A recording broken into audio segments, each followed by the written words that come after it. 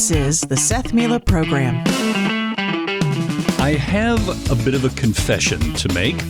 Every now and then, I sit down with my phone and I tell myself, hey, I'm just going to check social media, for a couple minutes. And 20 minutes or so later, I'm still scrolling. You've probably been there too. Some of the stuff is entertaining, some of it's very interesting, and some of it just leaves you wondering, dude, what happened to common sense? But after a while, I noticed something.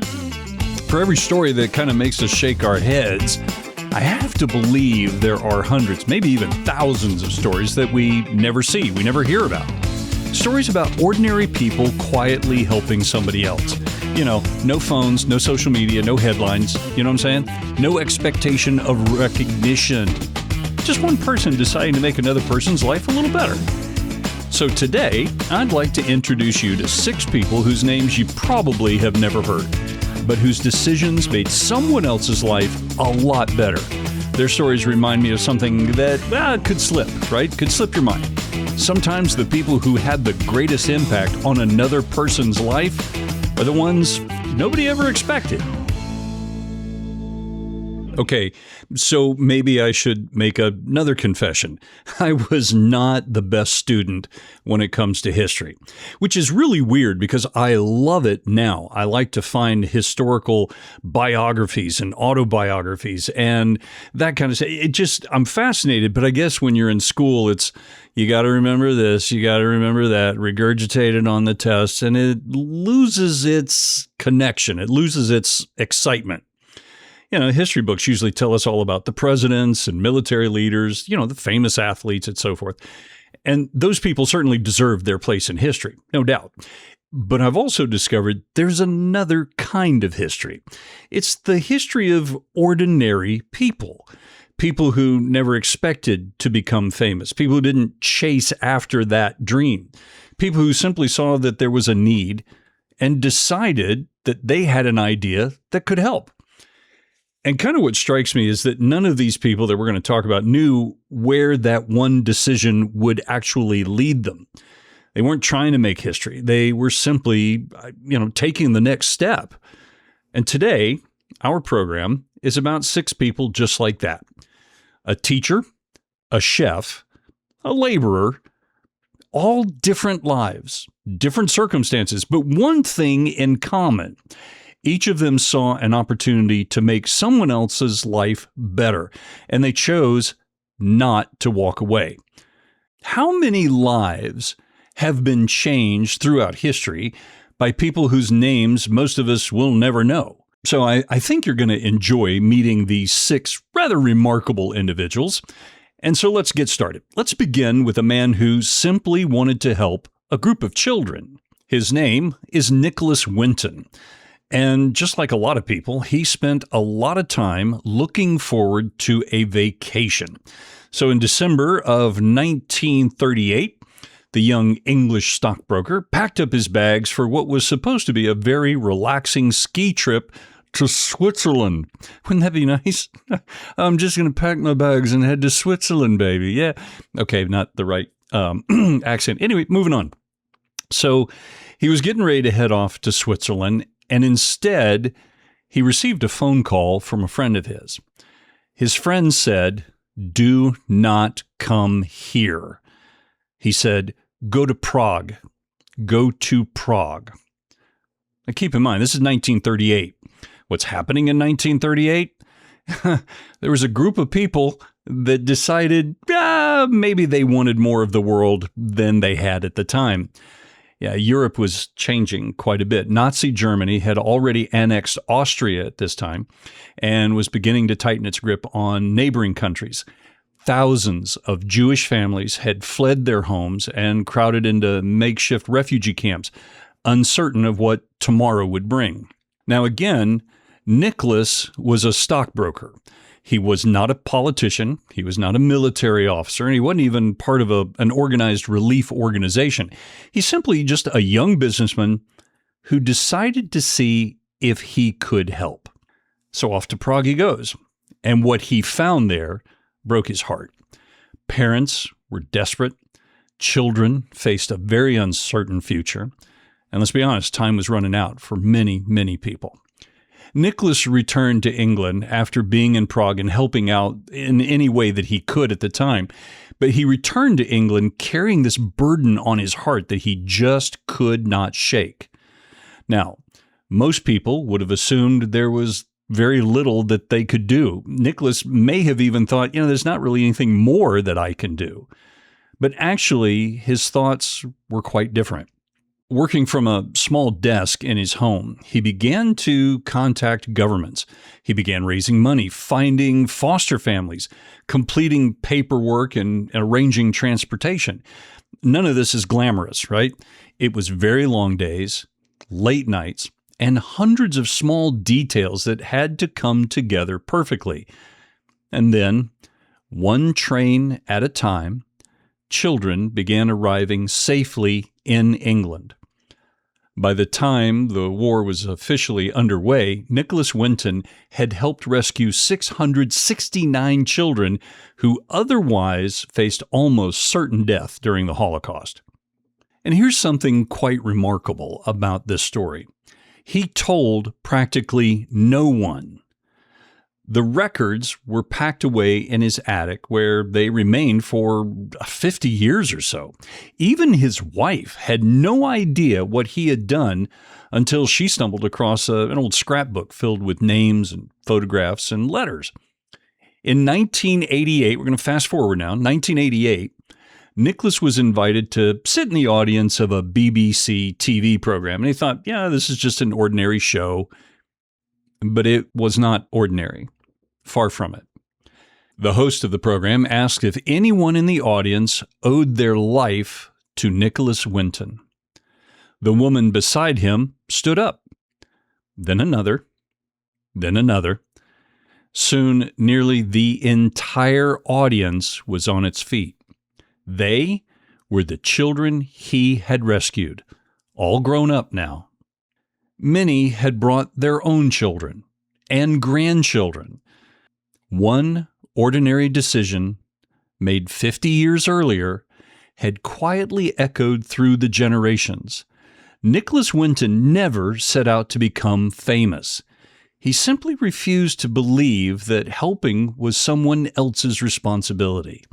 Sometimes, the greatest acts of compassion begin with one ordinary person who simply decides, I've got an idea. I think I can help. Perhaps that is something that has happened to you. Maybe it's the opposite of what happened with Winton. Maybe you see a problem and it seems, man, that's a big problem. I don't think there's anything I can do about that. I have, right? Most of us have. You've seen something. It's like, well, I can't do anything about that. Some problems just seem either they're too big or they're too expensive, or let's just face it, it's just impossible. I'd like to introduce you now to a man named Dashrath Manjhi. Dashrath Manjhi knew that very feeling. You see, he lived in a small village in India where a massive mountain separated his community from schools, markets, and easy medical care. Now, to reach the nearest town, people had to travel around the mountain, a journey of more than 40 miles. And then one day, tragedy struck. His wife, Falguni, was bringing him lunch when she fell while climbing across the rocky hillside. She was very badly injured. Medical help was on the other side of the mountain. By the time she reached it, it was too late. Most people would have mourned, accepted the mountain for what it was, and gone on with what was left of their life. But Dashrath could not do that. He looked at the mountain and made an unbelievable decision. If the mountain wouldn't move, he would. Armed with nothing more than a hammer and a chisel, he began cutting a path through solid rock. Now you can imagine the people in the village are like, "Hey, buddy, what you doing?" Yeah, they thought maybe he'd lost his mind. They laughed at him. They ridiculed him. But he kept going at it, kept chipping away day by day under that hot Indian sun. Every swing of the hammer brought him one little bit closer. One day became a week became a month a year, and still he just kept going. 22 years later, the impossible became a reality. Now, because of his immense efforts, his tireless work, the trip to town was no longer more than 40 miles. It had been reduced to now just a few miles because of the shortcut that he carved through the mountain. Thousands of people have benefited from that road. Children reached schools more easily. Families reached markets. The sick reached medical care. All because one man refused to believe that a mountain would have the final word. Dashrath Manjhi never held political office. He never commanded an army. He simply looked at a problem and kept taking the next swing. Sometimes making someone else's life a little better doesn't require extraordinary talent. It simply requires a refusal to quit. All right, as long as we're here in India, let's take a look at another rather extraordinary individual. But first, let me ask you a quick question. Have you ever had something happen that completely changed the way you look at things? A young man by the name of Narayana Krishnan had that happen to him. You see, as a young chef in India, he had what many people would have considered to be a dream job, a dream future. He had earned recognition for his culinary talent and had accepted an opportunity to work in one of the world's finest hotels. His career was just beginning and looked extremely bright. Then one day on a street in his hometown, he noticed an elderly man digging through the garbage looking for something to eat. The man, he knew was not looking for money, and he wasn't looking for anything valuable. He certainly wasn't dumpster diving for fun. He was trying to survive. Narayanan watched the man pick up discarded food and eat it. And in that moment, everything changed in his perspective of what was happening. Now, a lot of us agree we would see that situation and we'd probably feel very sad. Maybe we'd even be moved to buy that man a meal. But Narayanan did something quite different. He walked away from the career that he had worked so hard to build and began cooking meals every day for people who had no one to care for them.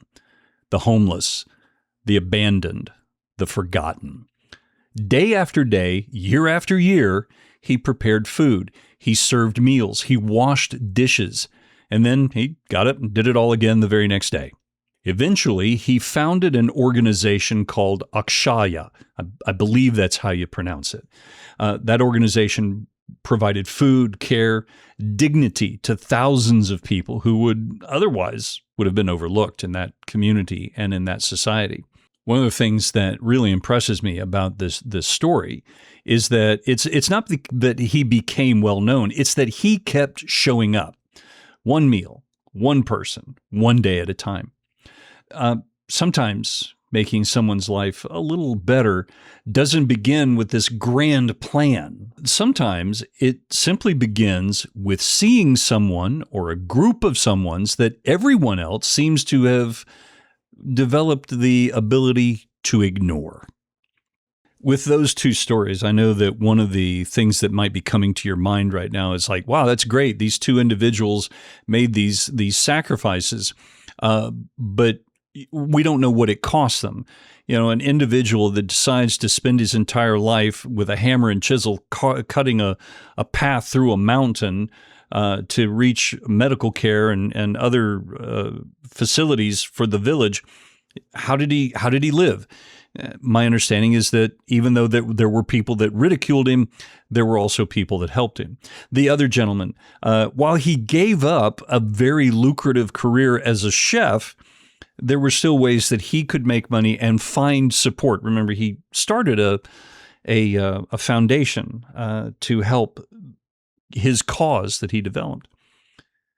And then there are individuals that do something that has a very deep personal cost that they bear all on their own. I'd like to introduce you to Donna Hoagland. Donna Hoagland was an elementary school teacher in Florida. And like thousands of teachers across the country, she invested her days helping children learn, grow, and succeed.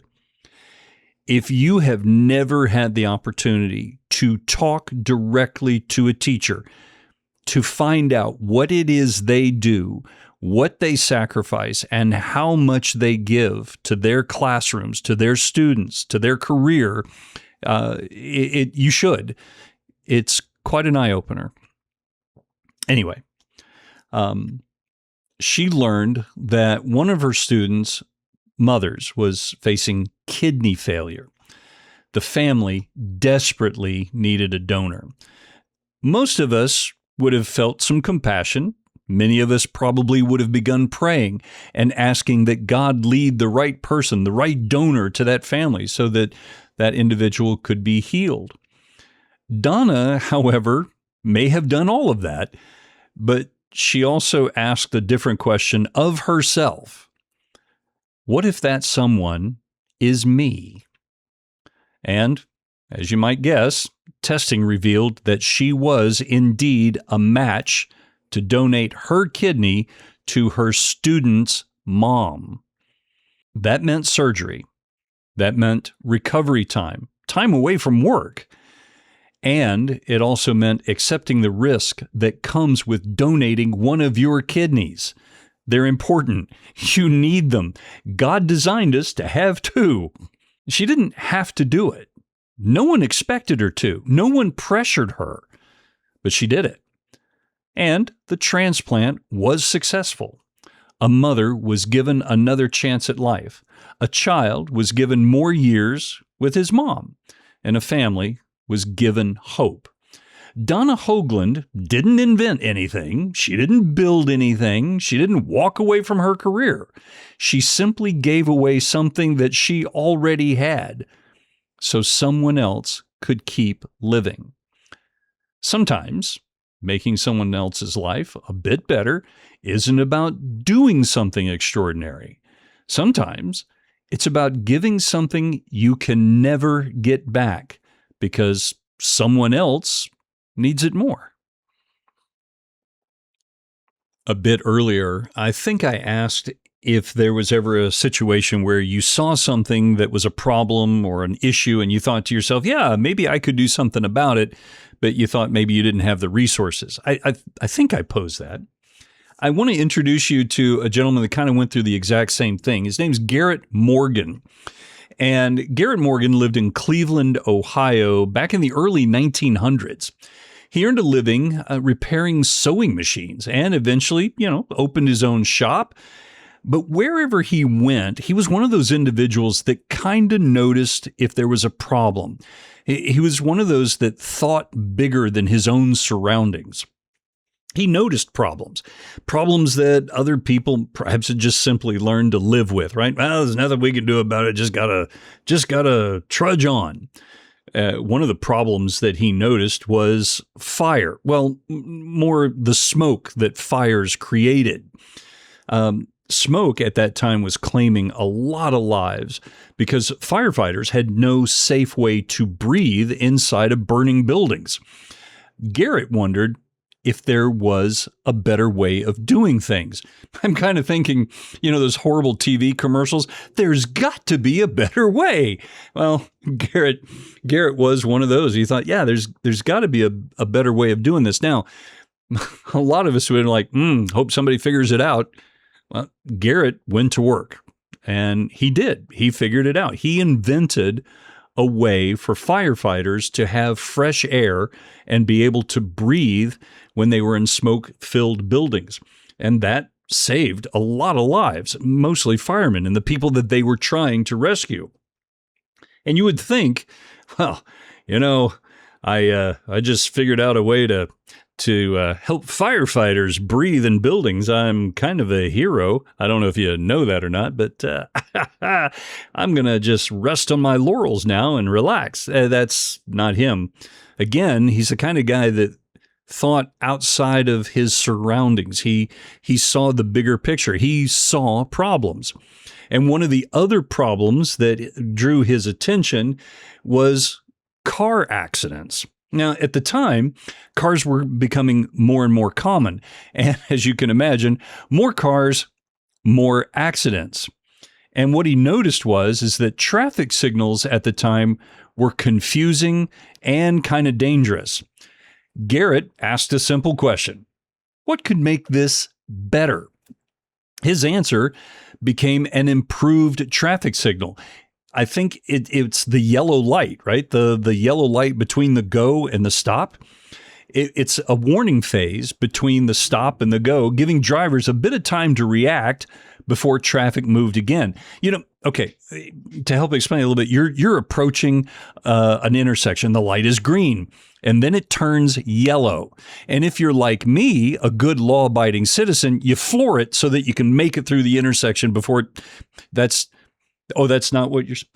Okay, so you, being a good law-abiding citizen, come to a slow stop and stop before the light turns red and the other traffic goes.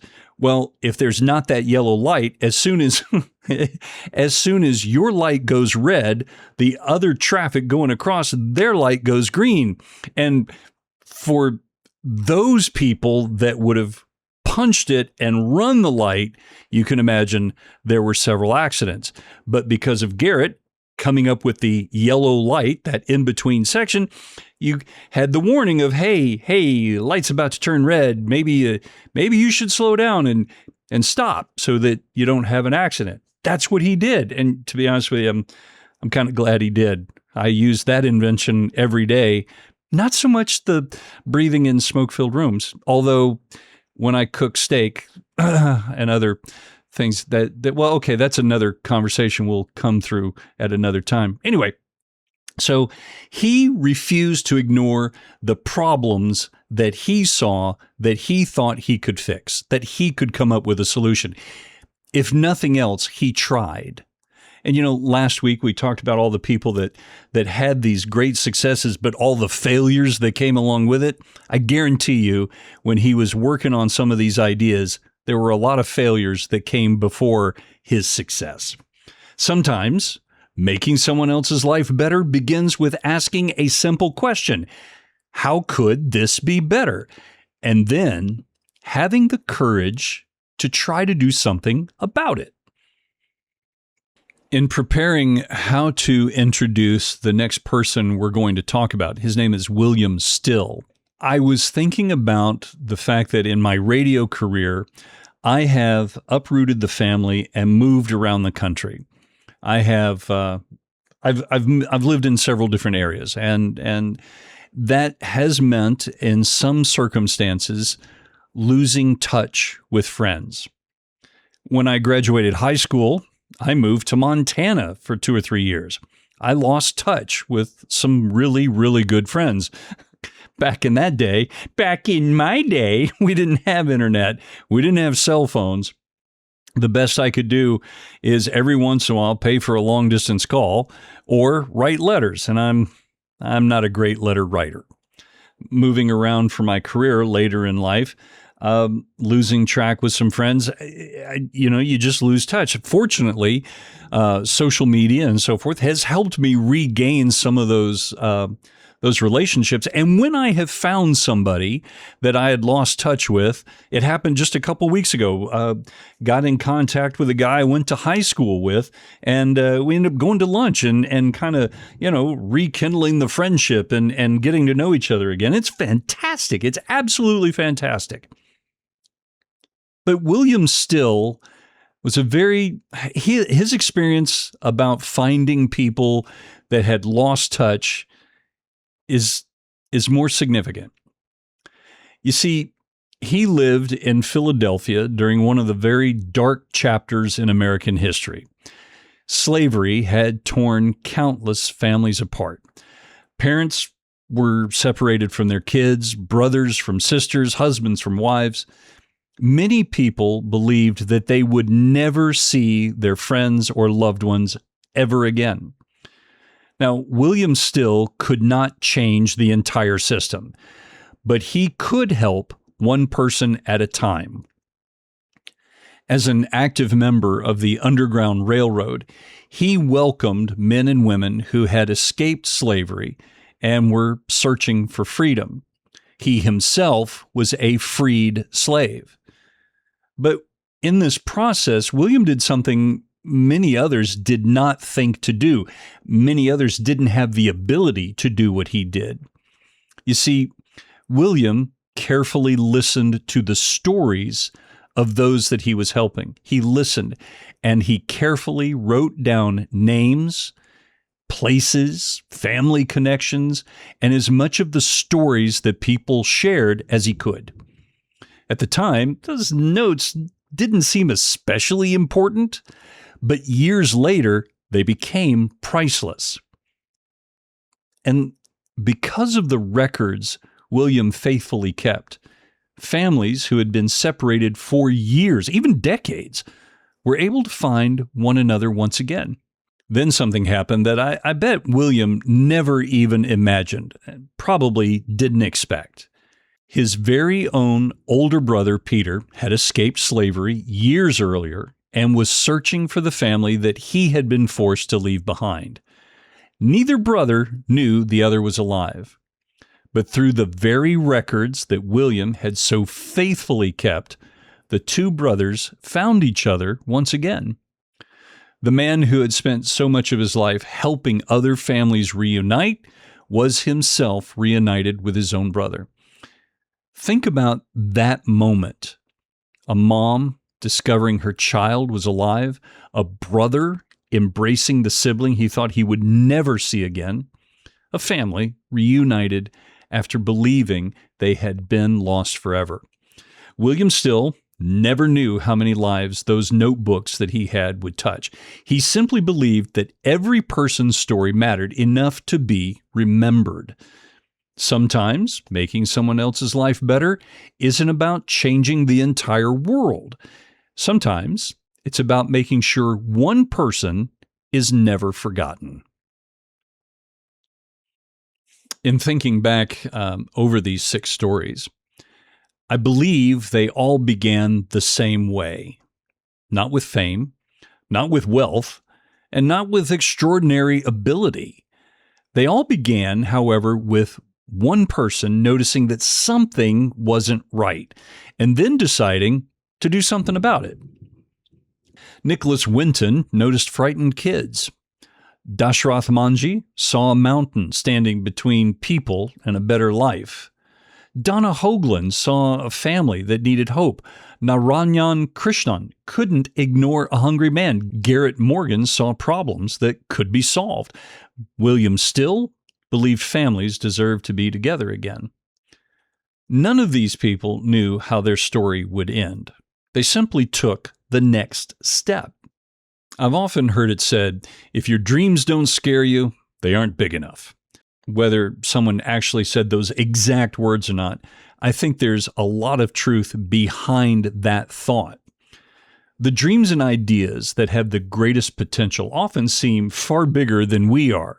Maybe that's because they are. Maybe you've had an idea that you've quietly dismissed. Well, I'd like to write that book, but who am I to write a book? Maybe it's a case of, I think I can make a go at my own business.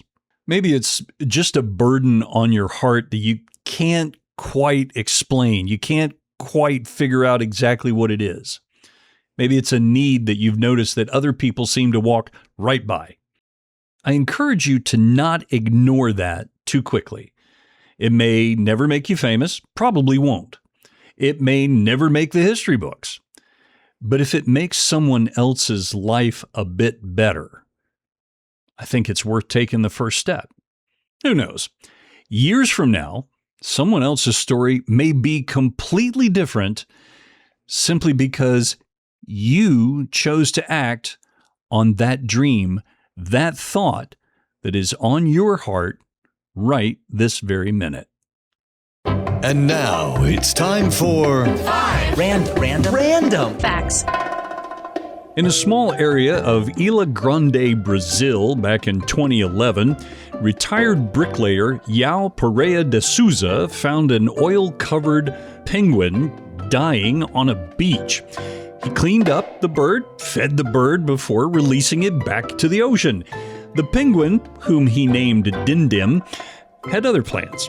Every year afterward, Dindim swam thousands of miles from Patagonia back to Hao's home, where he stayed for months before returning south to, visit the family.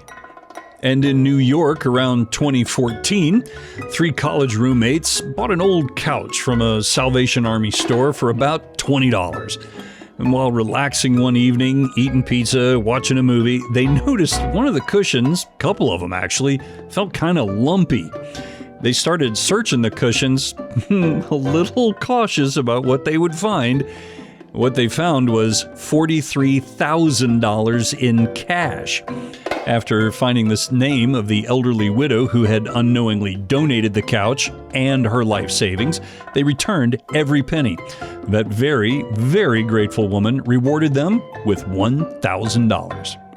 And in Kentucky during the Great Depression, librarians rode horses and mules through mountains, across rivers, and along some very dangerous trails, delivering books to isolated families.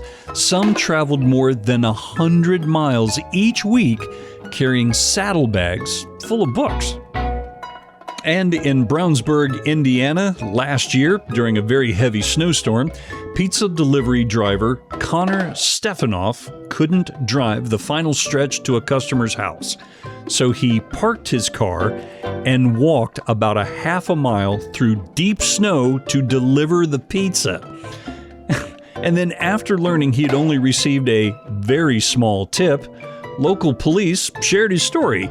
Thousands of strangers donated money, turning one snowy delivery into a life-changing financial blessing. And lastly, in Kansas City, Missouri, sometime between 2020 and 2023, while living beneath a bridge, Dave Hughes befriended a duck that just simply refused to leave his side. As you can imagine, people stopped to photograph the unlikely pair and, posted it on social media and so forth. As a result, some people would stop by to talk to Dave and, I guess, the duck.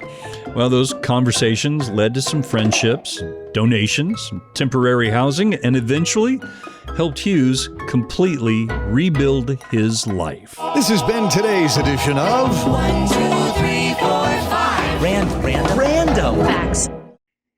As always, thank you so much for spending a little bit of time with me today. I have thoroughly enjoyed our conversation, and I very much look forward to the next time we get together. Take care. If you have questions or comments regarding today's show, or perhaps you'd like to suggest a topic for us to explore in a future program, please email me at sethmilamedia@gmail.com. That's sethmilamedia@gmail.com. This program was sponsored in part by Audio Imaging Solutions, LLC. Your message professionally crafted and delivered. For professional voice work, go to audioimigingsolutions.com. That's audioimigingsolutions.com.